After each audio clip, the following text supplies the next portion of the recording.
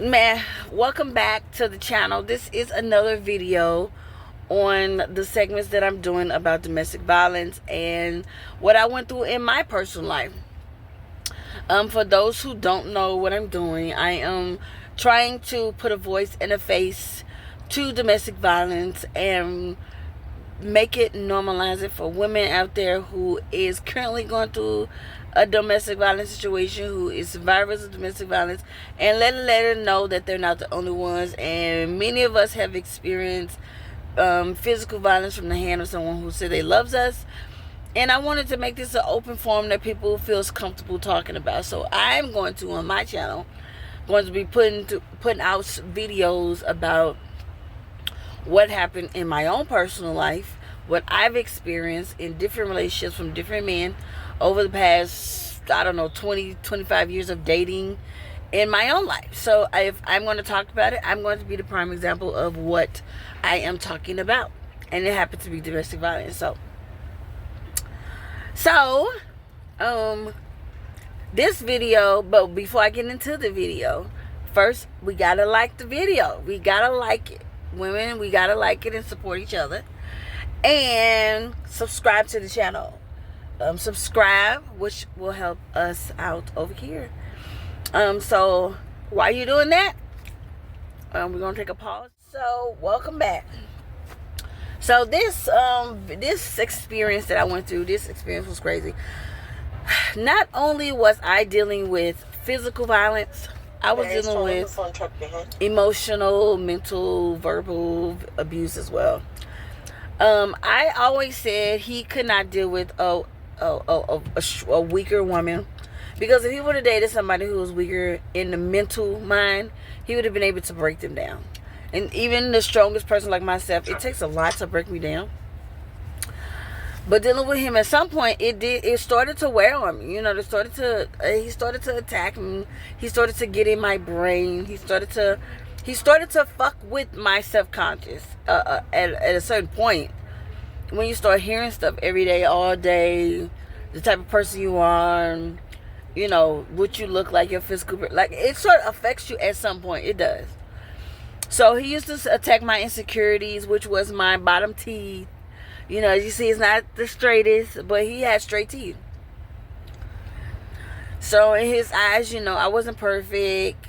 So he used to call, you know, beaver teeth, you know, bite this so I can get your little beaver whatever shape on my, whatever. Just try to make fun of me in some kind of way. As you said, I have broad shoulders. That's me and my older sister.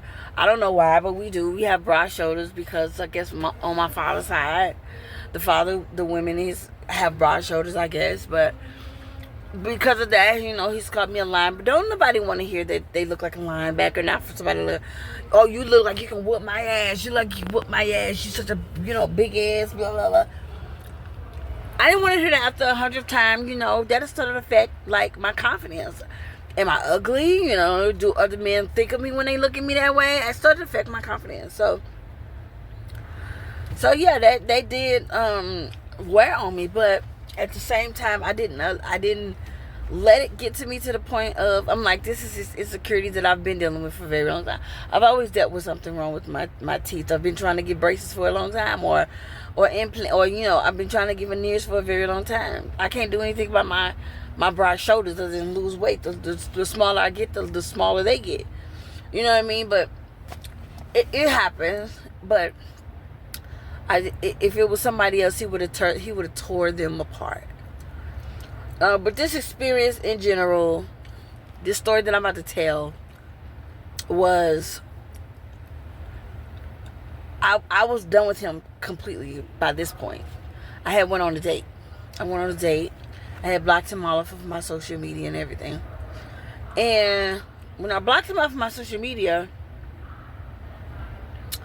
my Facebook, because he was on my Facebook. I didn't know he was even knew my Instagram. I didn't even think about my Instagram. I was posting some on my Instagram about where I was on his date. And he couldn't get to me on my Facebook, so he was watching my Instagram. So once I posted, I'm at a restaurant eating good at a steakhouse. The steakhouse get a phone call. Lady comes to my table, was like, "You have a phone call." I was like, phone call from who? She like, so he said he's with your children. I knew instantly who this person was. I was like, with my children? So I excused myself from the table. I go get the phone call. He had a very distinct voice. A very distinct voice.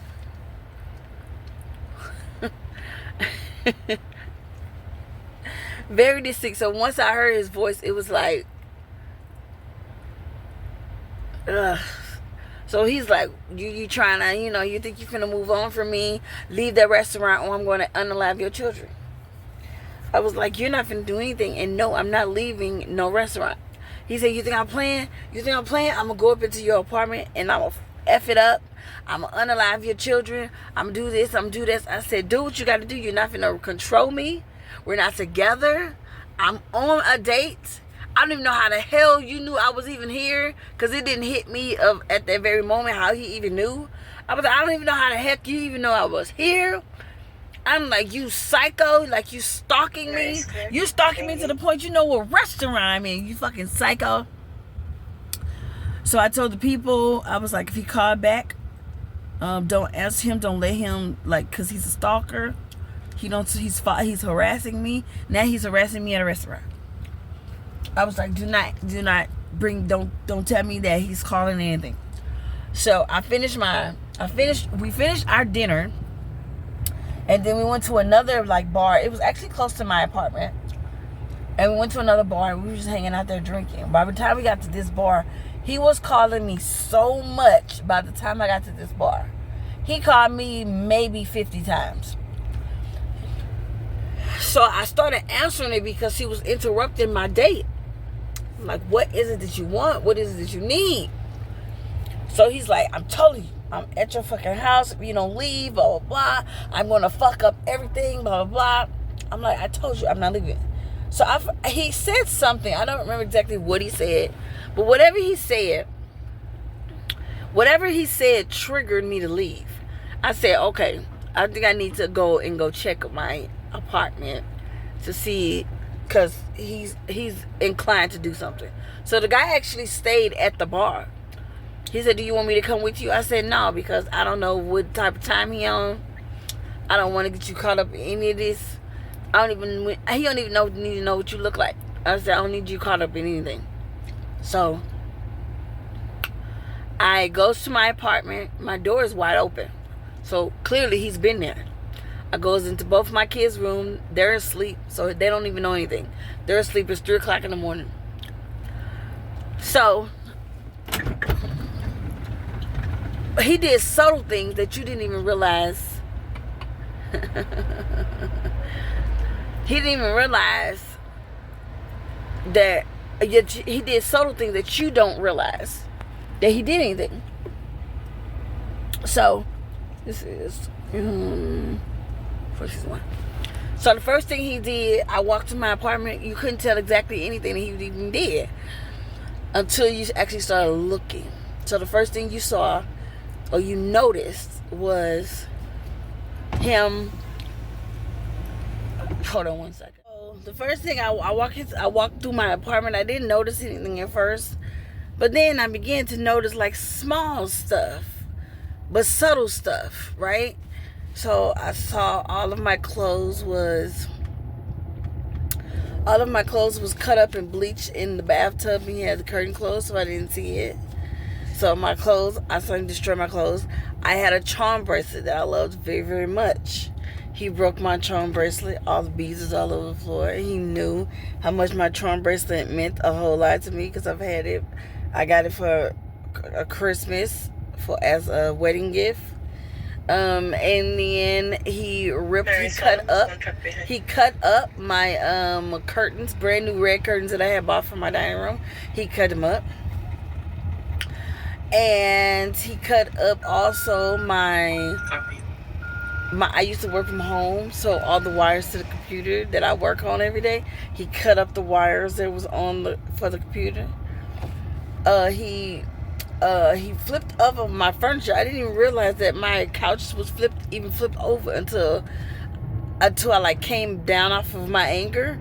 And then I was like, this thing, Like, so he slowly like destroys stuff that meant something. You know what I mean? Like, he just didn't destroy it for no purpose.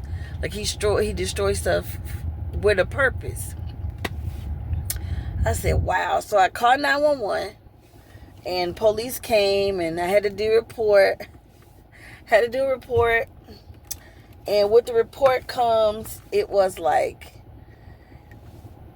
he kept calling my phone while I'm with the cops, and the cop take the phone from me, talking to him on the phone, and they're literally arguing with each other. And he's telling, this is when I'm like, this man's screws are completely loose, because he was arguing with the cops, like. And the cop was like, if I see you over here, sir, I'm arrest you on sight. He's like, you gotta catch me first, motherfucker. Or like, you can't come over here. You not in your jurisdiction. Your jurisdiction is North Las Vegas. I don't live in North Las Vegas, motherfucker. So you ain't gonna catch me. Like, he used to do crazy stuff. So the cop is like, look, I'm not going to keep going back and forth with you, sir. I told you, if I see you over here, if you come over here again, I'm going to arrest you on sight. He said, like I said, officer, if you got to catch me, if you want to arrest me, you got to catch me first, motherfucker. So he was not, like, nothing fazed him, like nothing. I think the only thing that made him scared or afraid of any kind of thing was losing me. Like, that was it. But he didn't realize the stuff that he was doing was causing, was the reason that I don't want to be with him anymore. Not just because I didn't, I just want to get away, or I didn't want to be in a relationship. It's because of what you were doing. You're pushing me away, and you want me to just take it because what? No. So the end of that, as you see, he's arrested. He's in jail, but he didn't go to jail because of that. He went to jail because of something else that he did, but he's in jail for things like this. Like things like this. Like during this time, I think he has took my credit, like he took my wedding ring. Like he took my wedding ring during this time. I think the same night. I'm missing one, but it's 12:45 or 12:46. Took my wedding ring, and his friends had to tell him to give me back my own property. Like, he did not want to give me my own wedding ring. He took my credit cards. Like, you heard the stuff that I had to go to. He took my credit cards and was like, and found a reason why he wasn't going to give me back my own credit cards. Like, they're my credit cards. He was something else. I got the stuff back, but it was like, you have to make him give it back. Like, you have to make, he stole it from you, and you have to make him give it back. And then his rationale was like, I didn't want to give it back to you because if I gave it back, then you'll try to leave me. Like, you'll try to leave me. You ain't finna leave me. Like, this was your way of having to come over to my house to come and get it.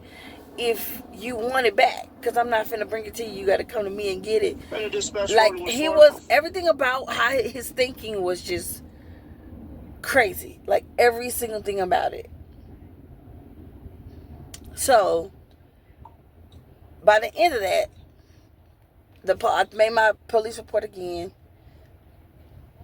and then I don't even remember. I think I just did talk to him or something. I went to go get a restraining order. After that.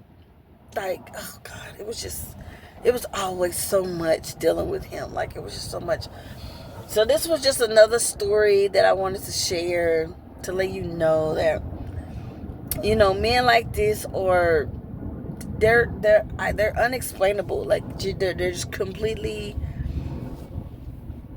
you're not the only one. If you're going through this right now, just let you know that you need to get away from the relationship, because the relationship is unhealthy. It will strip you down. It will break you down mentally, physically, emotionally. you're giving, and you're not getting anything in return. You're being treated like trash and garbage all the time. You don't feel like, you're worth anything anymore. Like, it's just not healthy for you. So just get out of that situation before it is too late to do anything. So these are just stories that I will just be putting out on my page to let you know. If you can relate, I want to hear your story down in the comment section. I want to see your videos. You can email them to me at rc_robinson@live.com. You could DM me at Keyshawn Varese Robinson on Facebook, and Sleepless in LVNV on Instagram. I want to hear it. I want to hear all of our DV. Let's become a community on this here good YouTube streets, okay? I'm putting my stories out there. Hopefully, this. I don't know if it'll help anybody, but if it does, just from encouragement to let you know you will be okay. I'm not in that relationship anymore. It was hell going through it, but once I got over it and got out of it, it's so much better on the other side. So like, comment, share, and subscribe. And I'll see you guys in the next vlog. Bye.